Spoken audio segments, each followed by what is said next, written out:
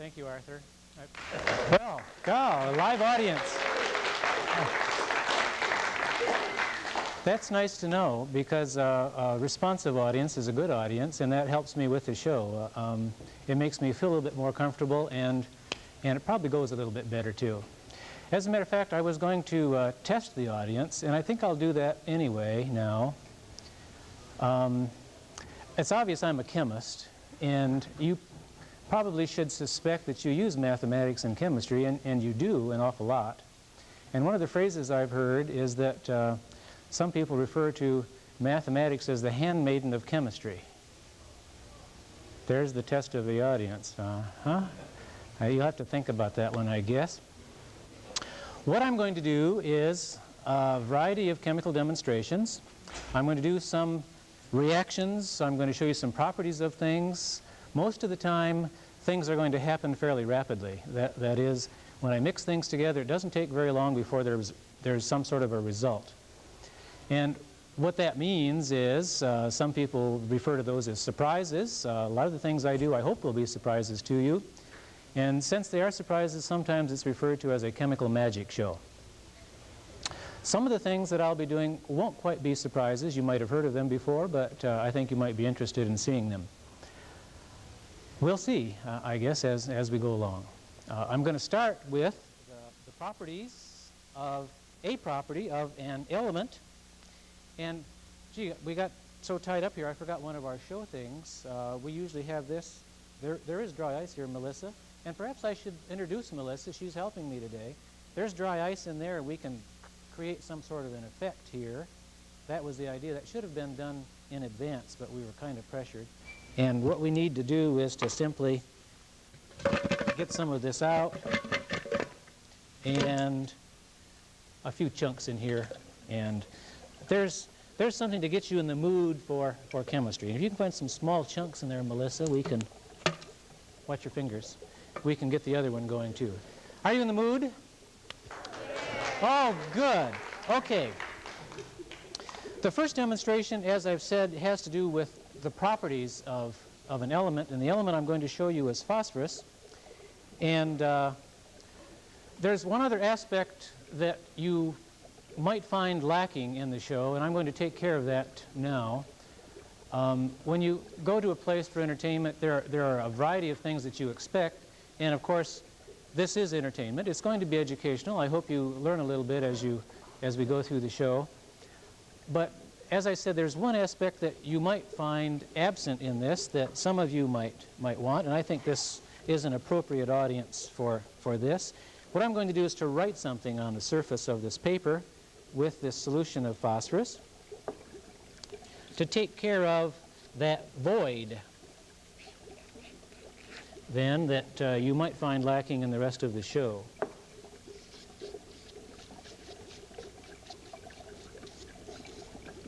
And I'm going to give this to Melissa, so you might anticipate what's going to happen to that. I've written something on here in phosphorus, and there it comes.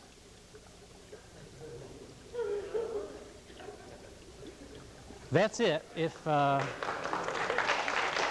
you were expecting any more of that in the show, I'm afraid that's it. Okay, now what's happened? There we go. I'm going to start out with a series of demonstrations involving liquid nitrogen, and I've brought some liquid nitrogen in a container. All of the containers that I'm going to be using are referred to as Dewar flasks, or you might refer to them as thermos bottles. There's an inside container and an outside container. And if you haven't seen this before, Melissa, if you'll watch your arm here, I'm going to pour a little bit on the table right here.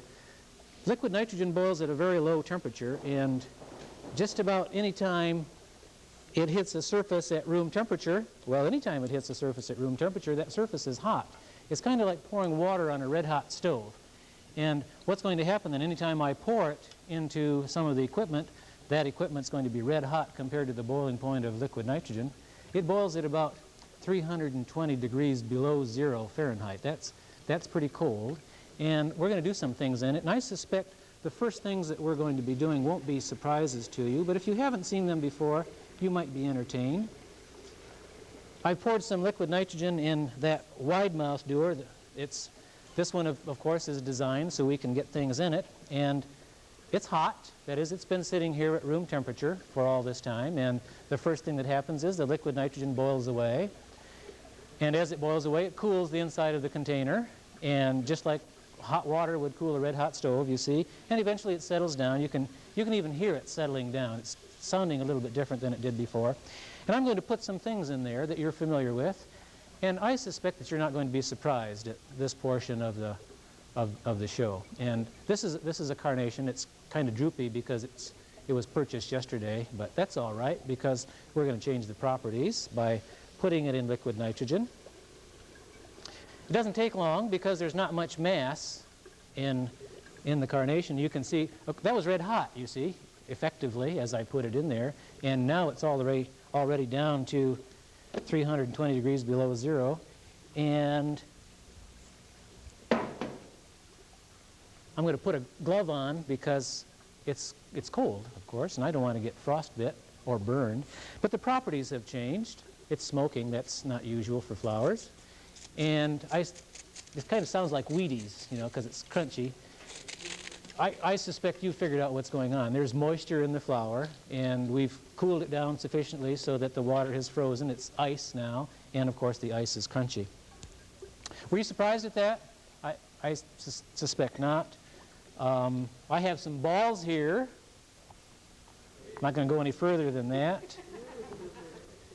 And let's see. There's not really a good place to bounce these things. I think what I'm going to do is to bounce it here. This is a racquetball, and you probably have an idea what the properties are like. And there's some cement over there. I think that's going to be better. I'm going to see if I can toss it over there after it cools down to liquid nitrogen temperatures. It's going to take a little bit longer for the ball. And as that's cooling down, there are some other things that are here that you're familiar with. Yeah, isn't that amazing? Everybody chuckles at a banana. It must be because of the old joke about slipping on a banana. And we're going to stick that down in the liquid nitrogen. And that's going to take a little bit of time. There's quite a bit of mass. There's a lot of moisture there that has to be frozen. It's going to take a little bit of time for that to get down. And while that's going down, I'm going to switch over to another piece of equipment. This is another Dewar flask, and of course it's shaped differently and it has a different use. And perhaps you can see the inside container and the outside container, and there's a little knob on the bottom which has been used to evacuate the space in between the two containers. That creates a vacuum in between, and of course the heat transfer is not so fast in that vacuum space. And I'm going to charge this thing, and the typical thing for getting liquids into a container is a funnel, and I'm going to use the funnel. And you've noticed, of course, that the liquid nitrogen as it boils gives off nitrogen gas, and so there are gases that are going to come roaring out of this thing. So I'm going to put a matchstick on the side to help the release of those gases so we get a little bit more liquid nitrogen down in the container. And as before, what's again happened, everything is hot, and the liquid nitrogen is boiling away, but some of it makes its way down into the container. And I'd like to get, quite a bit down in there.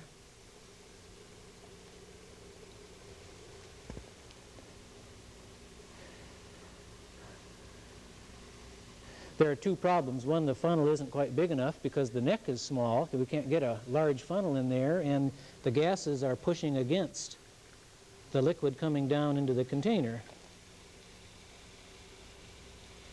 So it takes a little bit to get that down in there. And Melissa, you might check the other end down there.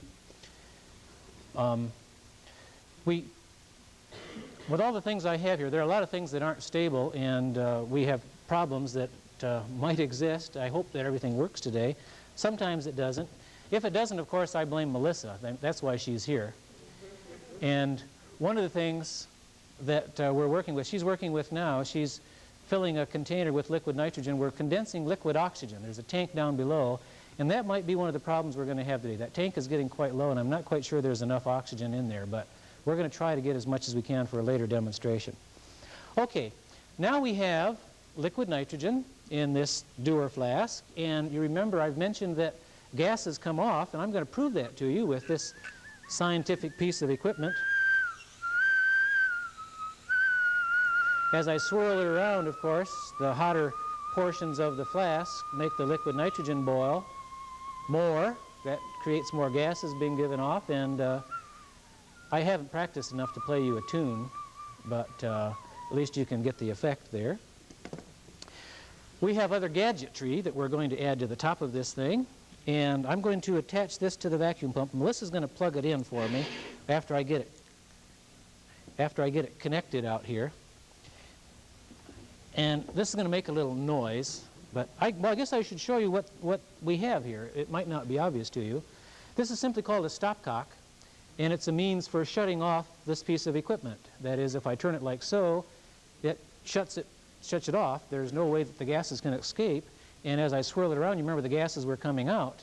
Now it's building up pressure on the inside, and if I open it up, you should hear the rush of air, nitrogen coming out to release the pressure. Well, we're going to pump on it now, and Melissa, if you'll start that up, plug it in, we should go. And we're going to go through a process that you're not really unfamiliar with, except that we're working with different materials. When you go into the bathroom and wash your hands and wave them around, your hands feel cool. And the reason they feel cool is because, well, an easy explanation would be there are hot water molecules and cold water molecules on your hands. Some are hotter than others. Ones with greater kinetic energy, we call them. And the hot ones are the ones which are lost first as you wave your hands around. So what happens is the cold ones are left behind, so your hand feels cooler. Well, we're going to do the same thing to this liquid nitrogen. We're going to take the liquid nitrogen, which is already down to about 320 degrees below 0 Fahrenheit. We're going to pump off some of the hot ones, leave the cool ones behind, and you can see already what's happening. There's a film forming on the top. We're taking out the hot ones, leaving the cold ones behind, and the temperature is dropping. And in fact, it takes only about 20 degrees drop before we can solidify the liquid nitrogen. You're seeing a phase transition. We're going from the liquid state to the solid state by pumping off the hot system, the hot molecules, leaving the cold ones behind. And I think it's still cold. You can see it's so cold that even this Dewar flask is showing evidence of steaming on the outside. I think we're there, and I'm going to try to shut the stopcock off here. And as we've been dragging those cold gases out, the stopcock has grease in it. The grease, of course, has gotten cold. That makes it stiff, and it's hard to turn this thing. So it takes me, I have to warm it up with my fingers. There we go. Now I'm going to unplug it, and Melissa can shut off the pump. There we go. There's a solid chunk of nitrogen. Now, you all know probably that nitrogen is the major component of the air. It's about 78% in the air, and there's about 20% oxygen, and the rest of the things are really minor components. So you might think of this as a chunk of air. It's about a 78% true statement, I guess. Maybe that's how we would say it. So there's a chunk of air, which I suspect most of you haven't seen before. And it's cold, and I'm going to open it up now, and you'll see the phase transition. What's going to happen is it's under vacuum. When I open it up, we're going to drag in some hot air, and as the hot air comes in, of course, it doesn't take much to melt the nitrogen. You've just seen the phase transition from the solid state to the liquid state for nitrogen, and now you will see the solid or the liquid being vaporized, the change of state from the liquid state to the gaseous state. Now, it looks like I might be flippant here, but I'm being very careful. I know just when to go and when to quit, because I don't want my fingers to be like that banana is going to be. I think you have an idea what's happening to that. But apparently what happens is my hand is so hot, it's like that red hot stove. You know how those, if you pour in a red hot frying pan, if you pour water in it, it bounces around, and it really doesn't get down into it. And there's apparently a cushion of nitrogen on my hand. So I'm really being careful enough, I guess. Okay, well, let's see. We have two things in here now. We have a ball, which you can hear it, can't you? Just about. You have an idea what the properties are like already. And I'm going to take the ball out, and I don't know if I can hit that cement over there or not. I'm going to use the glove. If it should bounce around over there, you guys, you probably shouldn't catch it because it's going to be cold. Well, I just about hit the cement. Last time I threw it over there, I think there's a dent up there somewhere in the wallboard. Okay, we have a banana. And I'm going to take the banana out, and before I do, I'm going to point out one other thing that I have in here. A lot of people have heard of this, but I suspect you haven't seen it. This is a lead bell. I made this at home. I cast it at the university I got lead, the little lead things from the dental department, and gathered up a whole bunch of them, melted it down, cast a bell, and was very disappointed to hear it ring because a lead bell isn't supposed to ring, but this one's so heavy I think that was probably my mistake. But its properties change as you cool it down. Now remember what it sounds like, and I'm going to stick it down in here and let it cool down as we're going on with the banana. I've got a hold of the warm end, of course, and here's a block of wood and a nail.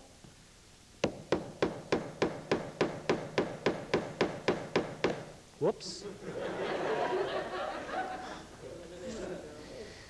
One end was frozen, the other end is cold. But I can, oh, this one's messy. I was going to take a bite of it, but it's too messy. I'm going to get rid of that. And we probably should get the other one before it thaws out because it's going to be mush in a hurry. Okay, is the bell done? Yes? Remember what it sounded like? Before it was like a cowbell. Now it's really got a nice resonant quality to it. Okay, most of those things I suspect you weren't surprised with. Wet your fingers. Most of those things I suspect you weren't surprised with. We're going to do one more thing, another thing that you're familiar with, and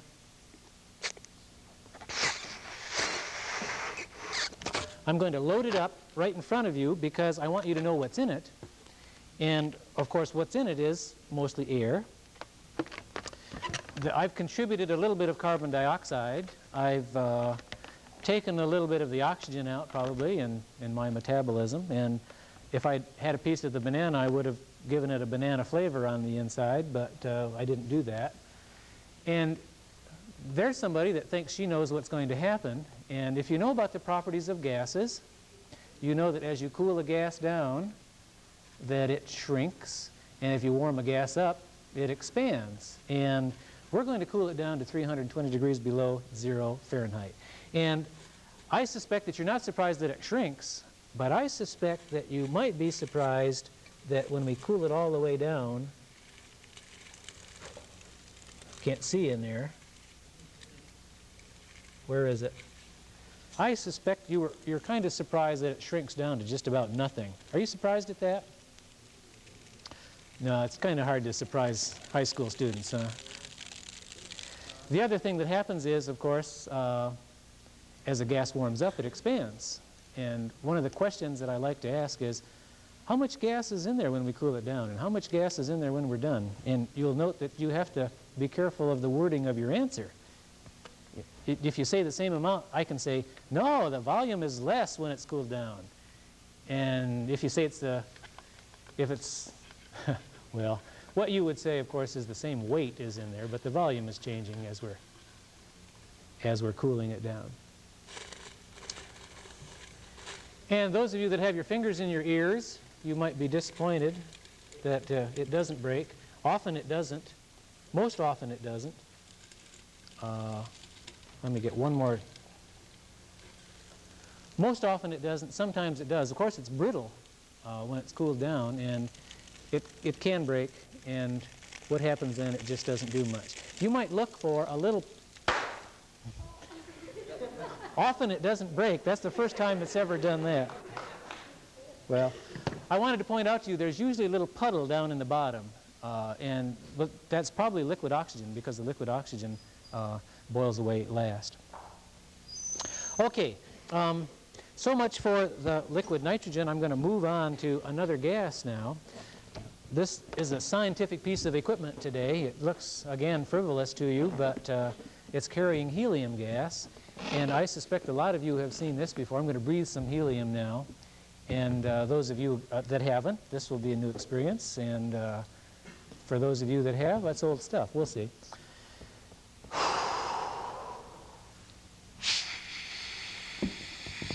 Where, oh, where is the Wicked Witch of the West? Now, if you listen very carefully, every time I take a breath, you can hear the change in my voice as the air is replaced with the helium. And eventually, of course, it goes back to normal. And I think it's all gone. The other thing is I get a little bit dizzy because I'm without air for a little bit of time. Now, what I typically do for this is to get a volunteer to come up here, and I think Art Finko ought to volunteer.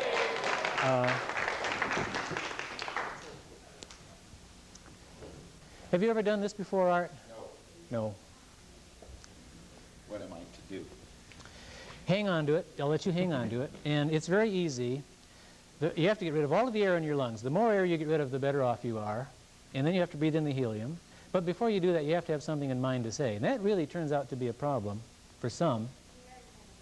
All righty. And then the other thing, if they're laughing out there, you can't, because that's going to cost you helium, of course. Go ahead. You're on.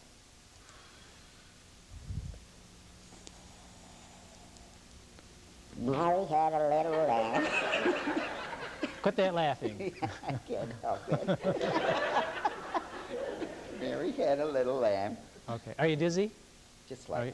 You want to try it again? No. No? Want to pass it down? Volunteer. Get one of these kids up here. They look like they'd want to do it. Why don't we get those guys here? Okay, you teach it. Okay. You got to have something to say. Okay. Now, I suspect you might not know this guy. So what's your name? Brad Johnston. Brad Johnston. And you might say a little bit so they have an idea what you sound like before you breathe the helium. What should I say? Well, how about giving your name, your age, your address? My name is Brad Johnston. I'm 14. I live in 4017 Thornton Drive. Okay, you have an idea what he sounds like. Now, again, the idea is you have to get rid of all of the air in your lungs and then replace it with the helium, and then you have to talk without laughing. And you can say the same thing if you want, or if you've invented something, that's all right too. You're on. Mary had a little lamb. Uh-huh. Okay, give him a hand. Thank you, Brad. Appreciate it. Okay, we're going to move on now to some solution chemistry. And to do that, I brought a series of things here. I'm going to start out fairly simple. And in the first container I have here is simply a solution of an indicator dye. And to that indicator dye, I'm going to add an acid and a base. And what's going to happen is the indicator is going to, in fact, indicate, if you will, the condition of the solution. I've just added a little bit of acid, and we've just gone to the acid side of this indicator. This is referred to as a reversible indicator dye because we can add a little bit of base, and it'll go back and forth. These happen to be the colors of IPFW, which makes it relevant to our location here. It's a reversible indicator dye. We could go back and forth, add more acid, more base, and keep going and going and going. But that's all that does. That's enough of that. Let's go to something which is a little bit more complicated. This, too, has an indicator dye in it, and it changes colors. There's not much of a change there. But it changes colors on the addition of acids and bases. And they're quite pretty, aren't they? Nice colors. And we could do the same thing with this one. We could add more acid and more base, then more acid and more base, and more acid and more base, and go back and forth. But I'm going to add a little bit extra base here. And there's kind of reaching a dark blue color there, nearly in the purple. I'm going to add something else to it. And you might have noticed that as I've added the acid or the base, just adding a drop and giving it a swirl, the reaction is all done. And that's typical of some of the things that I've been doing. And you might notice that this one, I've added the stuff, mixed it up pretty good, and you missed it, maybe. Except there is a reaction which is going on now, and it takes just a few moments. There's a color change. And what I'm going to do is to take it back to that purple color. And I'm not going to add anything more because there's still stuff in there which is still reacting. There's the blue color, there's a green, there's a yellow, there's an orange, and it's getting redder and redder and redder, but it takes me longer to get it back if it gets too red. So let me go back again. Oops, it's already green. Oop, it's going. The reaction you're seeing is called a rainbow clock reaction. It's called rainbow because it goes through the colors of the rainbow. It starts at the purple end, goes blue, then green, and then yellow, and then orange, and then gets redder and redder and redder. It's called a clock reaction because it's time dependent. It takes a little bit of time before you see evidence of a reaction. That's what you're waiting for, you see. There's the blue, there's the green, there's the yellow, there's the orange, and we'll let it sit here now and finish up. It'll get redder and redder and redder. That's a clock reaction, a time-dependent reaction. And I have another clock reaction right behind that one. This one is a little bit different. And there are 3 solutions that I'm going to add to this one. And to point out the fact that these are, in fact, clock reactions, I'm going to count. And you might notice what happens as I count. They're all the same. And one of the things we can do, of course, is to control the reaction with respect to the time. We can speed it up or slow it down depending upon concentrations and temperature and such. And here we go. 1001, 1002, 1003, 1004, 1005, 1006, 1007, 1008. Those happen to be the colors of Purdue University. Did I hear a bunch of people clapping out there? 1001, 1002, 1003, 1004, 1005, 1006, 1007, 1008. They're pretty good. They're pretty close. 1001, 1002, 1003, 1004, 1005, 1006, 1007, 1008. They're Purdue, Purdue, Purdue. Right. Okay. That's some solution chemistry. I'm going to switch now, and I'm going to do some reactions that have energy associated with them. And I'm going to start out with a couple of simple ones. There's a material in here which is called benzoyl peroxide. And it's kind of an interesting compound. It's been in the news. It's been on television, believe it or not. It's been used as one of the components in a medicinal for controlling zits, believe it or not. And it's a powerful compound. It's also used as a catalyst for catalyzing polymerization reactions. If any of you have done any bumping and painting and smeared the stuff on the fenders, you mixed it in with a hardener, and usually it says flammable oxidizing agent and stuff, and this happens to be one of the things which is used for that. And I'm going to put that tube there. It's a very powerful oxidizing agent. I'm going to add to it a couple drops of a compound called aniline, which is very easily oxidized. And when you get a material which is a powerful oxidizing agent in the presence of something which is very easily oxidized, you typically get a reaction, such as this one, such as this reaction right now. There we go. We're also going to test the wind, and if it keeps going up, I'll do some other things here, and it looks like it's going to be all right.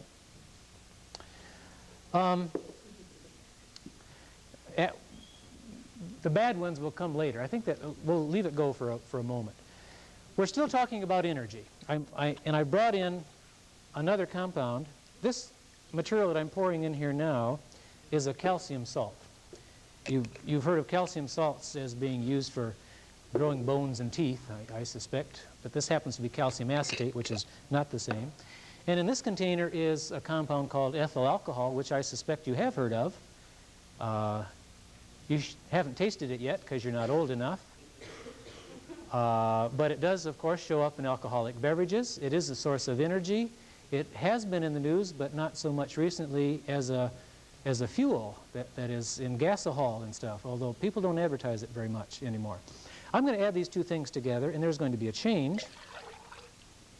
And you can see the change. Of course, it's more opaque. It's no longer clear as it was before. And one of the big changes is it's no longer a liquid. We've just converted liquid alcohol, which we could have used in a gasoline engine, to a solid chunk, which in fact is used in another way.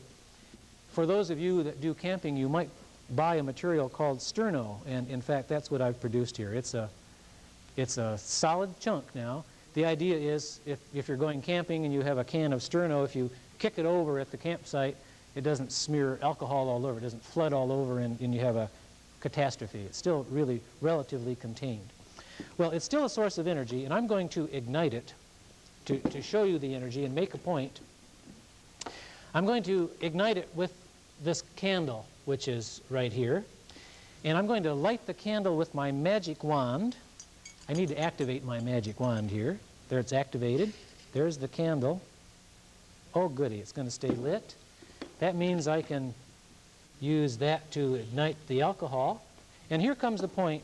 The reason alcohol is used as a fuel is because of our ecology, and it burns with a nice clean flame. You can see, you can hardly see it there. I can make that perhaps a little bit more obvious by sprinkling a little bit of finely divided metal on it. There we go. It has a lot of heat associated with it. It's a good fuel source. Now, I'm going to do one more demonstration with ethyl alcohol, and I think I'll blow this out if I can. We do one more demonstration. This demonstration I really haven't done very much yet, and we've kind of rigged up a contraption here. It's a plastic bottle that has, you can see a wire coming out of it, and the wires go through to the inside, and there's a gap between the two wires in there. And I brought in some more ethyl alcohol, and I'm going to squirt some ethyl alcohol in there, and just a couple of squirts. That should be plenty. And cap it up. And I've also brought with me what's called a Tesla coil. It's really it's kind of like a cattle prod, I guess, only it's a little bit more than that. And it's going to create an arc on the inside of that container. And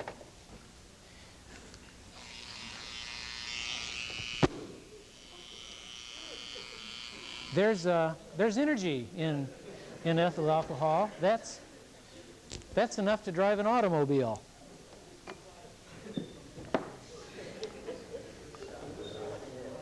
Surprise. Did you expect that? Okay. Melissa, would you put some more nitrogen in there? I'm not sure what's happening, but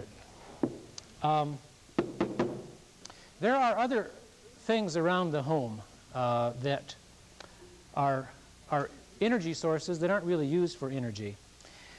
And the next demonstration is going to involve one of those compounds. I've got here, actually, this is pure isopropyl alcohol. You have isopropyl alcohol in your home in the form of rubbing alcohol, only at 70%.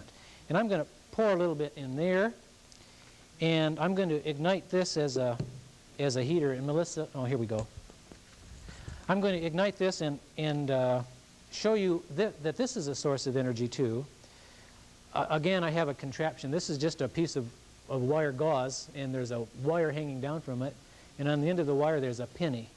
And pennies, of course, are made out of copper. And I'm going to demonstrate to you a copper catalyzed reaction, except that we have to have that penny red hot. And we also, one other thing that helps for the demonstration is we need to warm this up a little bit so there's a good vapor pressure of the isopropyl alcohol in there. Now, if you take a penny and put it in the presence of a torch, you're not surprised that it gets hot. And in fact, if it's there long enough, it's going to get red hot. And you're also, if you take the source away, the source of energy away, what happens is it cools down and it stops glowing. You're not surprised at that at all. Well, I'm going to warm it up to get it red hot, and then drop it down in here in the isopropyl alcohol. And you remember that it really didn't take very long for it to lose its glow as we took the heat source away. So what must be happening is that there's a heat source in here now which is keeping that penny red hot. And in fact, there's a reaction which is going on the surface of the penny. The reaction is a highly exothermic reaction. That is, it produces enough heat to keep the penny hot. The isopropyl alcohol you're familiar with, that's perhaps in your medicine cabinet, and some of you might be familiar with one of the products which is being produced. one of the products is acetone, which is used as fingernail polish remover. That's something else which is coming out of this container. And at the same time, it's, of course, releasing heat. I'm moving it around a little bit. That seems to make it last a little bit longer. It will keep going for some time, and we could use it as a hand warmer in the wintertime. It's a little bit inconvenient, of course. You have to have a torch to get it started and that kind of stuff, but it is a source of energy. Okay, now we're going to check our oxygen. Remember we mentioned that we were trying to condense liquid oxygen, and we're hoping there's some here. If there is some here, we're going to go on with the next demonstration. And, oh goody, look at that. Look what I found. Liquid oxygen, of course, boils at a very low temperature. That's why we've been cooling it down in liquid nitrogen. And it's also blue. Oxygen is blue when it's liquefied. If you haven't seen oxygen before, you might be surprised at that. It's frosting over, of course, because it's super cold. And I'm going to show you another source of energy and show you a reaction. I just started a reaction, and I'm enjoying it a lot more than you are, perhaps. We call this food energy, of course. We eat our food, chew it up, mix it with saliva. That starts hydrolyzing the starches. The starches are converted to sugars. That gets in our bloodstream, and we can use that to drive a machine, in this case, a body. Now, I'm going to make this a Dunkin' donut. I'm going to dunk it, that piece, down in the liquid oxygen. And, of course, what happens is that donut's hot. And the oxygen, of course, is a super cooled liquid, and it starts boiling away. And as it boils away, it's going to cool that piece of donut down to its boiling point. And at the same time, it's going to sop up some of that oxygen. And you, of course, know that oxygen supports combustion. That same reaction is going on in my stomach, of course. And I think it's, as you can tell, again, it's not as active as it was a few moments ago, so it must be cooled down. And let's put it on here, and we'll see what happens. It's smoking because it's cold. And let's see if we've got oxygen.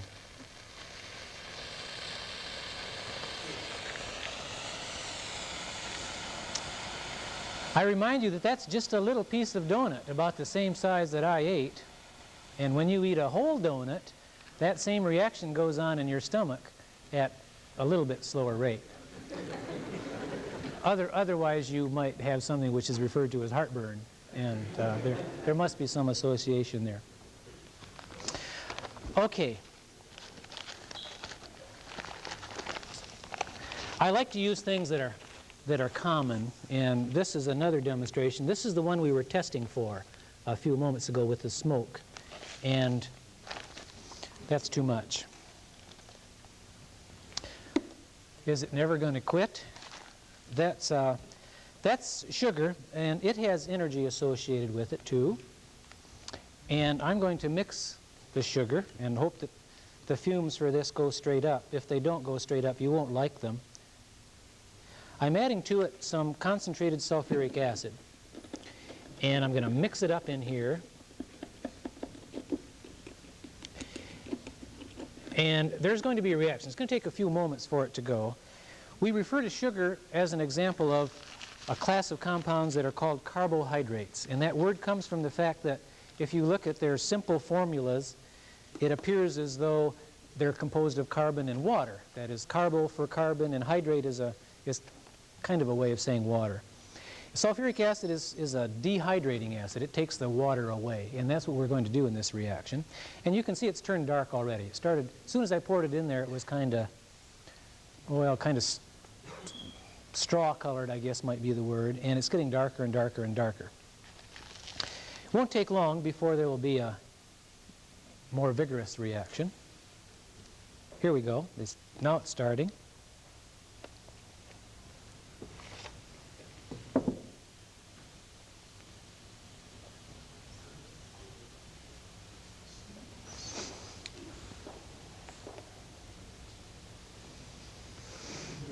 Tra-la-la-la-la. There is a name for this demonstration, and I always tell it, but I always am embarrassed to, but it's one of the things that everybody remembers. It's called a smoking turd demonstration. And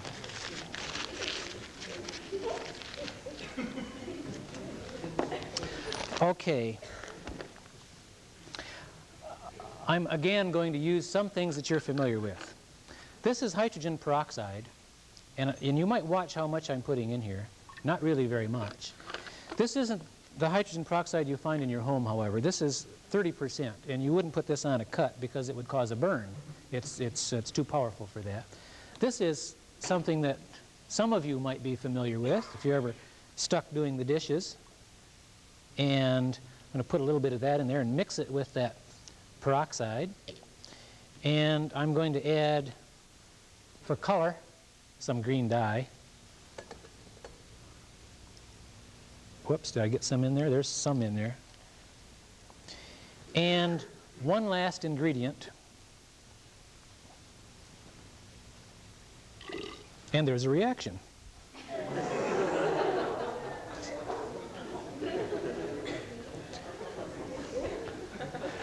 I've been kind of leaning toward referring to this demonstration as the jumping green snake, but that's got a big head there that doesn't, perhaps might not fit. Okay, we're back to another clock reaction. And in fact, the reaction I'm going to show you now is probably the most sophisticated demonstration that I have here today.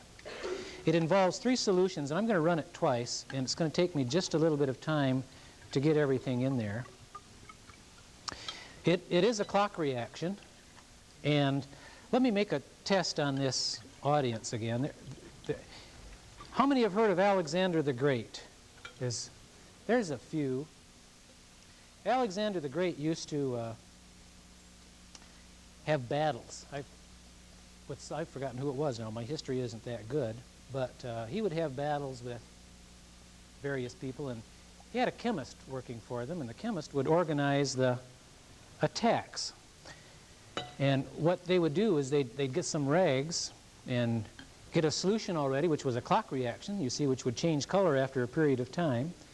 And they would dunk these rags in the solution, and then they'd have the rags delivered to the groups which were attacking whatever they were attacking. You know, they'd have one from the north and one from the south and one from the east and one from the west. And when the color changed, then they'd all attack together, you see, and that would help them win the battles. They'd refer to that as Alexander's rag time band. Gee, I thought you'd be too young for that, most of you. Here we go. There's a yellow color and a blue.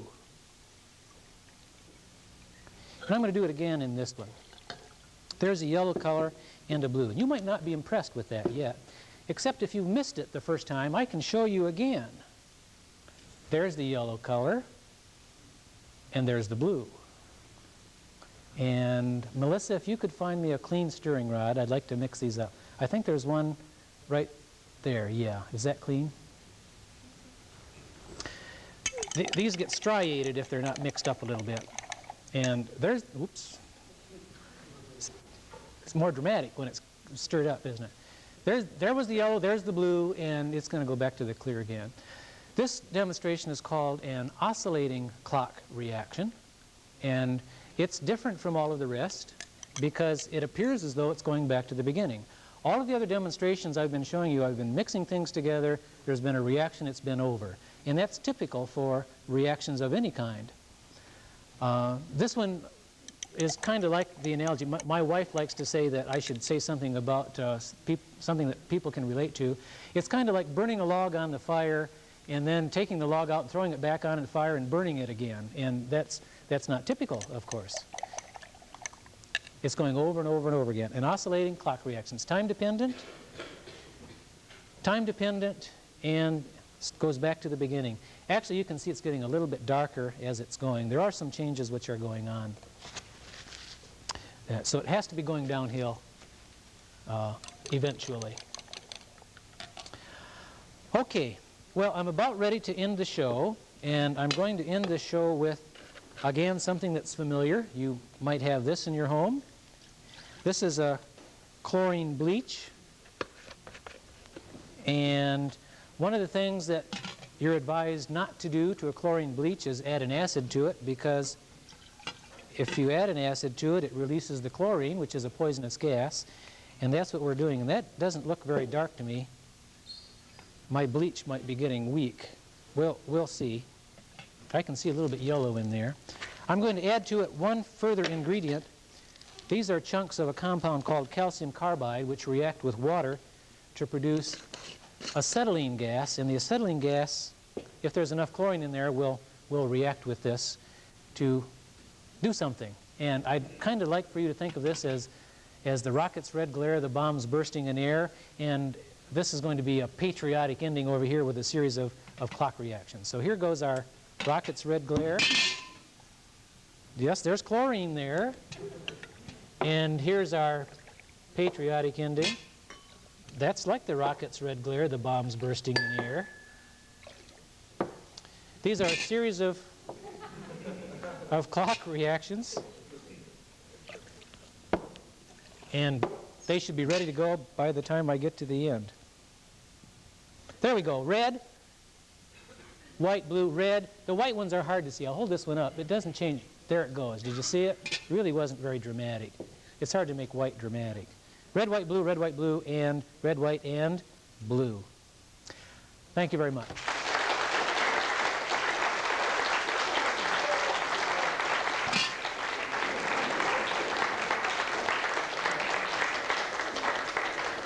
I hope you've enjoyed yourself. I hope you've learned some chemistry. If you want to switch from mathematics to chemistry, you know there is a chemistry department at IPFW. Now I assume something's going to happen so I can get off stage. And it looks like it's going to be you. Thanks a lot. That was Glad I to just do it. got in at the end, but hey, I wish I could do this every day. We do this in math, too. That's a lie. What I'd like to do is announce the award winners from this morning.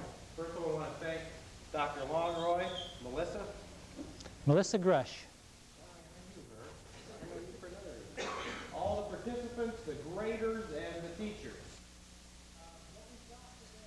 Guest for you this morning, a famous professor in chemistry, Dr. Allan Longroy, is going to do some chemistry work for you this morning. I hope you all enjoy it.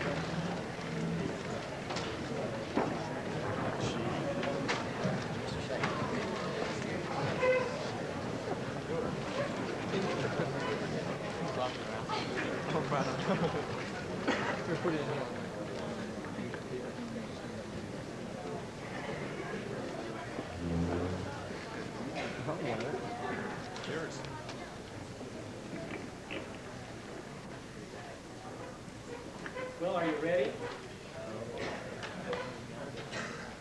Am I on? Is it loud enough? Can everybody hear me? Sure enough. Can anybody hear me? No. I'm from the IPFW chemistry department here, and I've been asked to show you some demonstrations.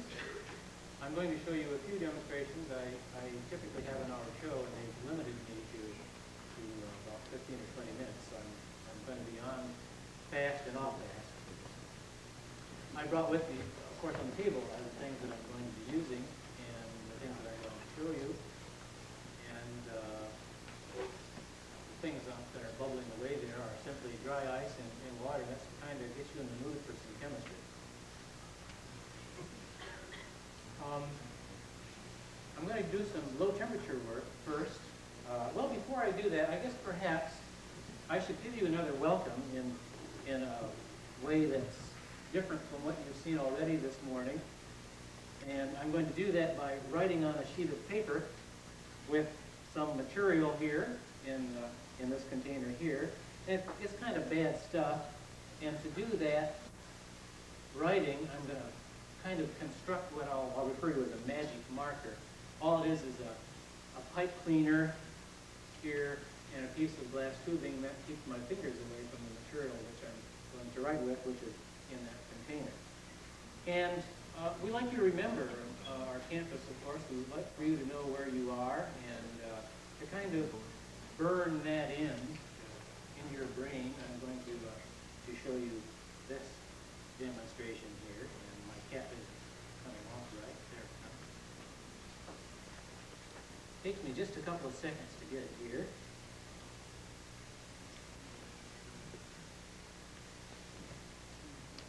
And there's what I've written on the sign. Maybe you can't see it. Can you see it out there? Oh, well, I hope it's going to appear. What you've just seen is a property of an element called phosphorus. I suspect you've heard of phosphorus before, and it's one of those spontaneously combustible materials. And, well, it's not quite as dark as I would like. That's IPFW. Okay, I'm going to do some low temperature stuff. We fussed with this already. I had problems. I don't know how that's going to work out. It's opened up already, and I assume it's going to be all right. And I needed the liquid nitrogen to cool down the oxygen which is coming from this tank. This container here that I'm adding liquid nitrogen to right now has an inside container, and this is a tank of oxygen. The oxygen is bleeding in. I'm cooling it down with the liquid nitrogen, and hopefully I'm going to have some liquid oxygen to work with when I get later on in my demonstrations here. Well, I'm going to just show you one thing with liquid nitrogen. Liquid nitrogen is very cold. It has a boiling point of about 320 degrees below zero, and anytime you put it in something which is at room temperature, it starts boiling away. And that's what's happening there. If it hits anything, as a matter of fact, I can pour a little bit out here, and you can see as soon as it hits, it's just about gone. Because well, in this case, the floor is hot compared to the boiling point of liquid nitrogen, and it boils away. It's kind of like water hitting on a red hot surface, and it's gone.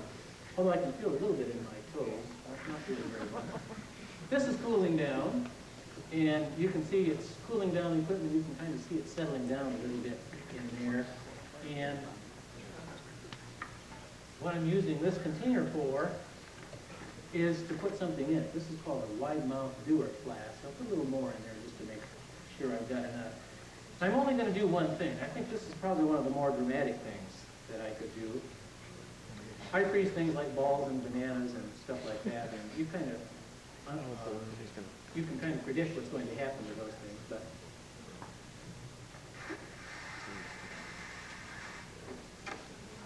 to really impress upon you how cold liquid nitrogen is, it's about 320 degrees below zero. You've just seen me blow up the balloon so you know what's in it, and I'm going to cool it down. If you know anything about the properties of gases, you'll learn them when you get into chemistry, as a matter of fact.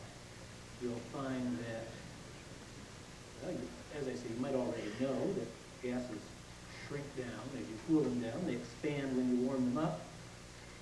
You've heard of hot tires blowing on the expressway. They got too hot and blew up because the pressure built up in them. And I like this one because it is kind of dramatic, and it's kind of impressive how much it shrinks down. The inside gas has shrunk down to just about nothing. And out at room temperature, of course, it's going to get warm. And as it warms up, it's going to expand again. And in the process, it's going to blow the balloon back up. You might, maybe you can pick up, there's a little puddle down in the bottom, too. And the guess is that's liquid oxygen, which is exactly what I'm doing over there. The oxygen boils at a higher temperature, so it's going to stick around just a little bit longer. And there was my magic marker. One more time. There it is. And now it's warming up. And will blow it up. Often when I go to schools, there's typically somebody with fingers in their ears when I do that. I don't see anybody out there with fingers in their ears today. Apparently they're not afraid that it's going to pop. It most often doesn't, but sometimes it does. And in this case, it's fine. Well, next I'm going to show you some solution chemistry, and I'm going to start out with some simple stuff, a simple demonstration involving an indicator solution. In this container, there is an indicator solution, and this is a pH indicator, and I'm going to add to it some acid and some base, and what's going to happen is there's going to be a color change associated with the change in the acidity of the solution, and the colors I'm showing you happen to be IPFW. That kind of fits in kind of nicely here today. If I add excess of acid, it turns red. If I add an excess of base, probably needs another drop in there, I think, to make it go back to the yellow form. And we can go back and forth. This is an example of what's referred to as a reversible indicator. Add a drop, give it a swirl. I might point out to you that I'm going to show you something later, so you might see how long it takes to make that color change. It's just a matter of mixing before it's all done. That's the pH indicator. Now we're going to switch then to something which is just a little bit more complicated but very similar, in that this is again a solution which has a pH indicator. If I add an acid to it, it goes one color, and if I add a base to it, it goes another color. And again, we could go back and forth. Here's the, nope, not enough.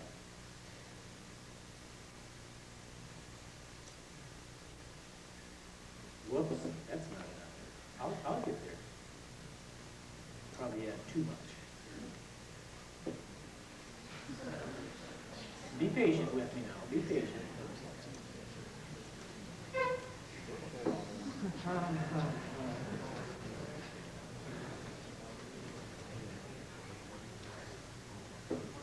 Well, this isn't the one I expected to have problems with today. The solutions that I brought over, quite a few of them are unstable solutions. And I hope this isn't indicative. It's getting closer. I still haven't added enough. Oh. Chemistry, the exact science. You just know it's going to work eventually. There we go. Wow.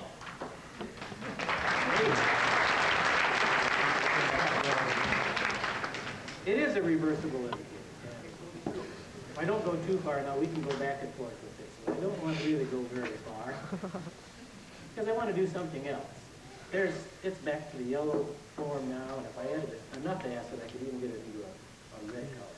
I'm going to add a little bit extra of this stuff. And again, note, I add the stuff, pick it up, give it a swirl, the color changes about done. I'm going to do something different to this one, and I'm going to add this material instead of the acids and bases that I've been adding, and give it a swirl, and whoops. I'll bet you think I goofed up again, don't you? But be patient, and what should happen is the color should change.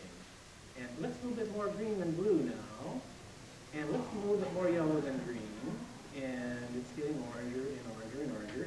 But I know from experience if I let it go too far, it's going to be too much trouble to get it back. So I'm going to add a little bit more base to it, get it back to the blue color. And you might think we're all done, but in fact, there's a reaction which is going on in there which is producing acid, and there's the green color again, and there's the yellow color again, and there's, well, it's getting oranger and oranger and oranger. In fact, it's producing acid all the time, and it will produce until all the reagents are gone in there. And I'm only adding base to neutralize the excess acid which is in there. It starts out with that blue, then goes to the green, then to the yellow, then to an orange, and it will get redder and redder and redder as it sits. This is an example of what is referred to as a Koch reaction. It's a reaction which is time dependent. You have to wait a few moments before you see evidence for the reaction. It's also referred to as a rainbow Koch reaction, and of course the of it refers to the fact that it goes through the colors of the rainbow.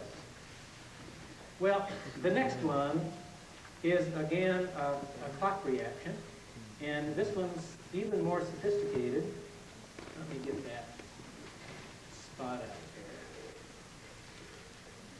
This one is more sophisticated and touchier. And this is the one I always worry about, as a matter of fact, and whether it's going to be successful or not. So if that first thing was an indication of things to come, we're all in trouble here.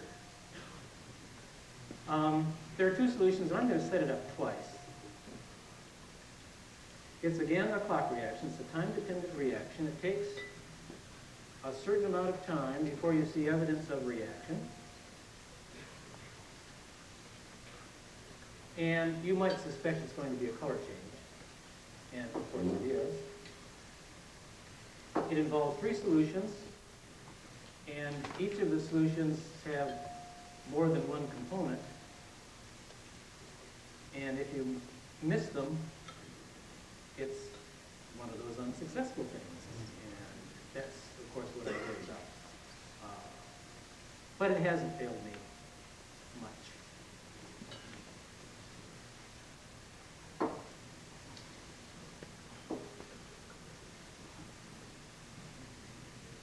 Last solution. As soon as I dump them together, the clock will start, and there should be evidence for reaction. And the fact that it's turning yellow indicates to me that it's going to do something. And there it is. Now, on the other demonstrations, the other acid-base things, I've been mixing them together, and you've been seeing evidence of reaction. And in case you missed this, I'm not going to add anything more to it, but I think I'll show you again by first clearing it up and making it go to the yellow again, and then turning blue. Now, if you missed that, I could do it again. Oh, it breaks it up here good, so otherwise it gets striated. And I'll leave this one set. You can see how it gets kind of funny looking when it mixed up. Starts back to the clear, and there's yellow, and there's blue. This is called an oscillating clock reaction, and if you've been trained as a chemist, you didn't see it with your very own eyes, you wouldn't believe it would work. You wouldn't believe it would go. It's kind of like throwing a log on the fire and burning it all up, and then taking the same log and throwing it back on the fire and burning it all up again, and so on. This reaction appears to go back to the beginning, cycle through again, change the colors back to the clear, the yellow, the blue, and go on and on. Now, in fact, it's probably going downhill as it's going.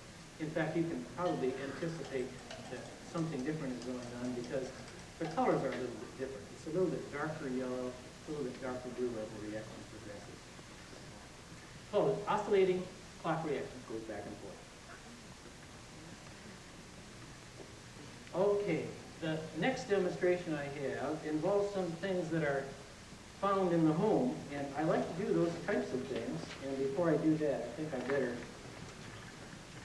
add a little bit more liquid nitrogen to this thing, just to make sure.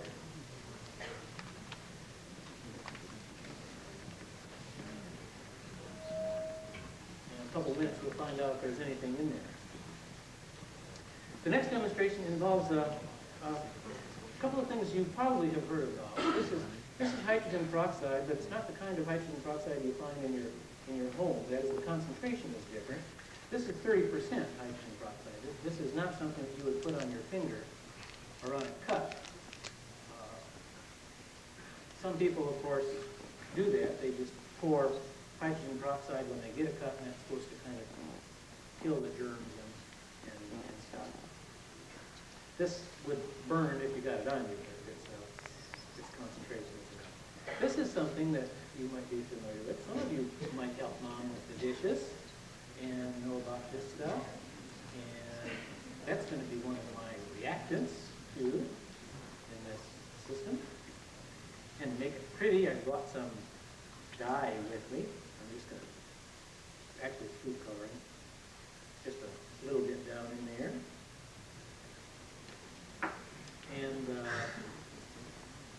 Are you ready? We're going to run a reaction now. You might have noticed how much I put in there. There's not very much in there. And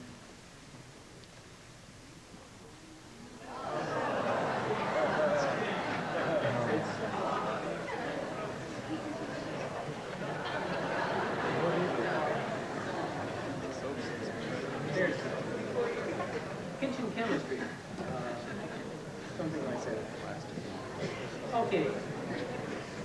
When I go out on the road, I give a show which has a series of energy-related things, and I'm going to run a reaction on, again, something that you're familiar with.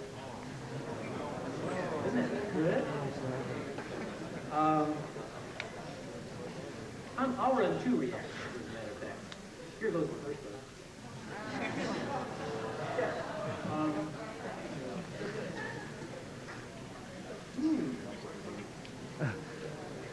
Good reaction. Fun reaction. I'm going to use another piece. I'm going to run the same reaction using the liquid oxygen. Using the liquid oxygen that I hope is in this container here. If it isn't now, I'm really going to be disappointed. And oh look, it is there. Let me shut this off so I don't waste it all. There's liquid oxygen. Of course, it's a liquefied gas. It has a very low boiling point, and it's blue. Of course, if you haven't seen liquid oxygen before, that might be a surprise to you. It's a blue liquid. And let me sit down there. I hope I don't spill it. And I'm supposed to have some matches here. Here they are.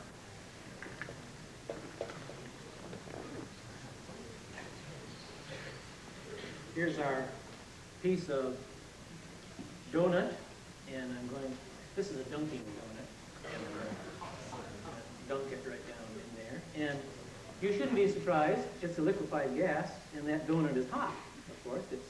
It's at room temperature compared to that liquefied gas. So the first thing that happens is the oxygen starts boiling. But in the process, of course, we're cooling down that sample of donut. And as it cools down, you can perhaps see it boiling less and less and less. And if that's enough, we'll show you another reaction with that donut. And matches next.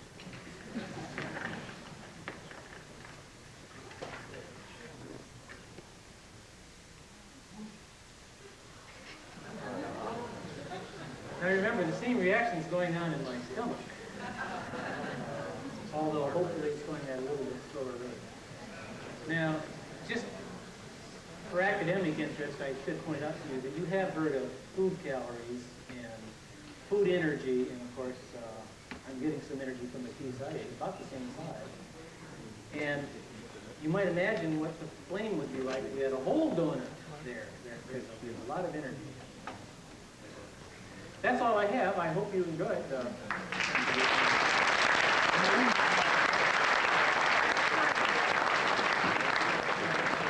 I think I'd like to have him for class to eat those donuts before we start using experiments. I think he was wonderful.